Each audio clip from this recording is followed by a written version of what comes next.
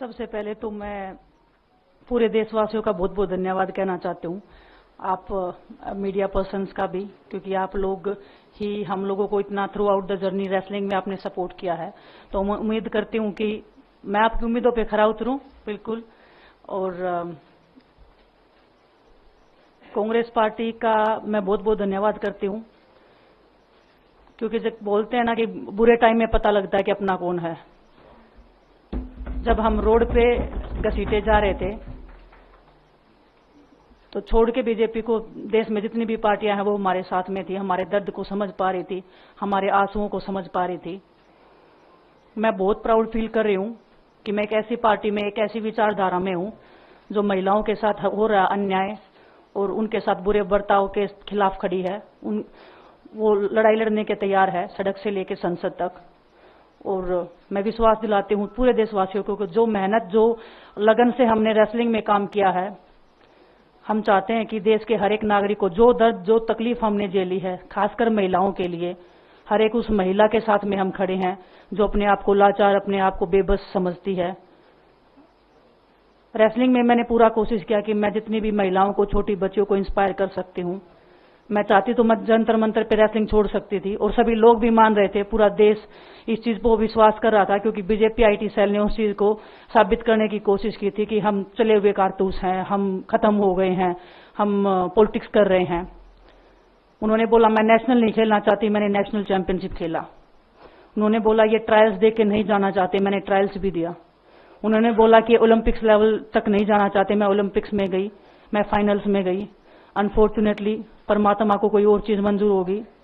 एक चीज मुझे पता है कि जब मेहनत आप करते हो तो जरूरी नहीं कि आपको उसी दिशा में मिले, कई बार दूसरी चीजों में भी आपको वो फल मिल जाता है।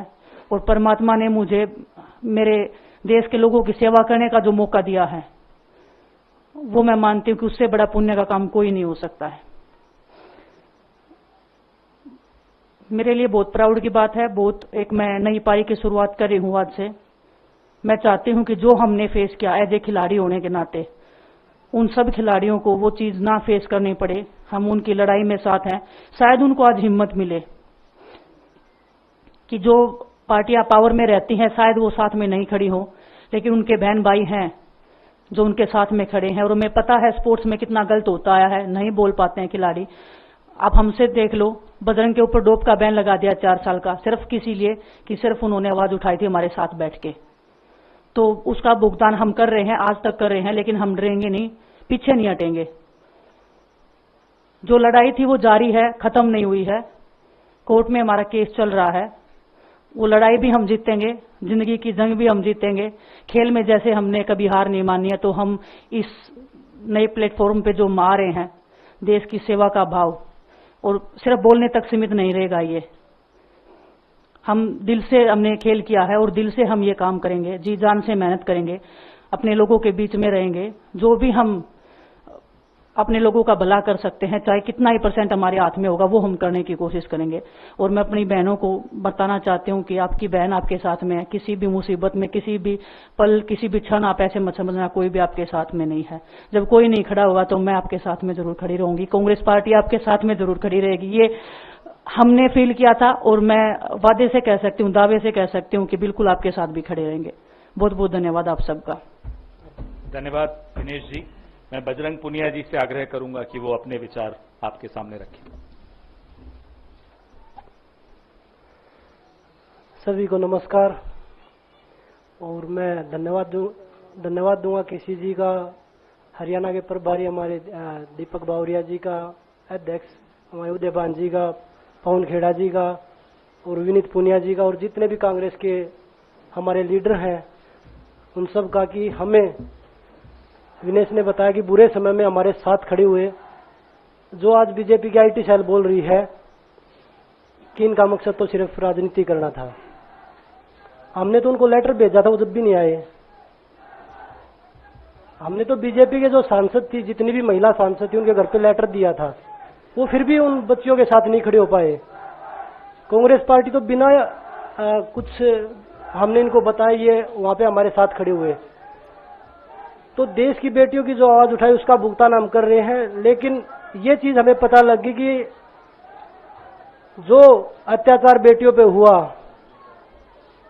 जंतर मंतर पे, उसके साथ सिर्फ बीजेपी पार्टी खड़ी हुई और सभी पार्टी हमारे साथ खड़ी थी। और जो भी आज हम इस पे कांग्रेस पार्टी में आए हैं, मैं धन्यवाद देता हूं सभी का।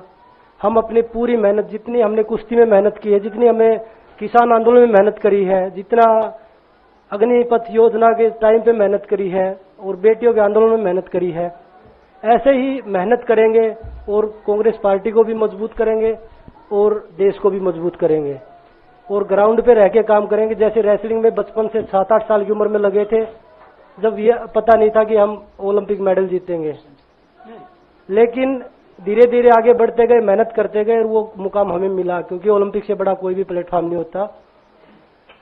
और जिस दिन विनेश फाइनल में गई, उस दिन पूरा देश जोश में था, पूरा जश्न हुआ। लेकिन अगले दिन जो घटना हुई, पूरा देश दुखी था। लेकिन कुछ आईटी सेल थी जो पूरा देश में जश्न मना रही थी। तो ये देश के लिए बड़े दुख की बात है और पूरे देश को सोचना चाहिए कि आप किन लोगों को सपोर्ट कर रहे हैं।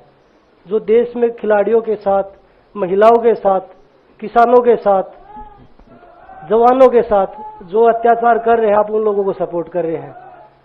तो मैं यही बोलूंगा कि हम मिलके मजबूती से लड़ेंगे और जो संघर्ष की लड़ाई, उसमें हम हमेशा कांग्रेस के साथ खड़े रहेंगे।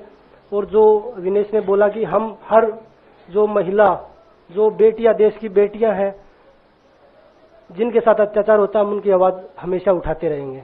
सभी का धन्यवाद।